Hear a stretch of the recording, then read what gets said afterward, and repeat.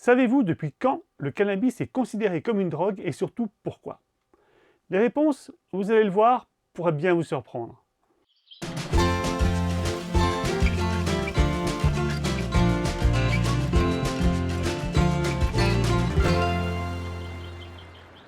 Bonjour.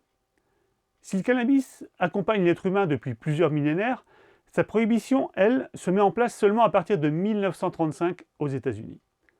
Avec 10 000 consommateurs sur plus de 127 millions d'Américains, à l'époque, l'enjeu n'était pas encore la santé publique. D'ailleurs, on ne découvrira le mode de fonctionnement précis du cannabis que bien plus tard. Pour comprendre les raisons initiales de la prohibition du cannabis, il ne faut pas se demander combien en consomme, mais qui. En 1935, les consommateurs de cannabis sont majoritairement noirs ou mexicains. Et ça, c'est une aubaine pour les conservateurs qui sont alors au pouvoir.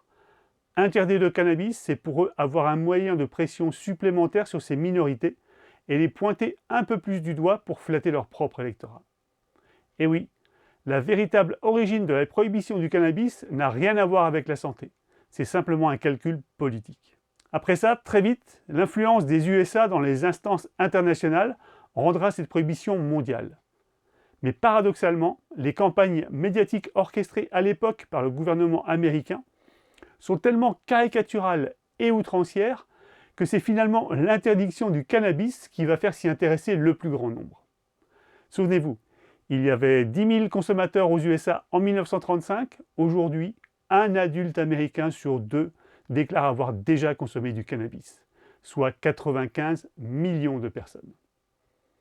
Voilà, j'espère que cet éclairage sur l'origine de l'interdiction du cannabis vous aura plu. À très bientôt pour de nouvelles vidéos et par-dessus tout, restez naturels.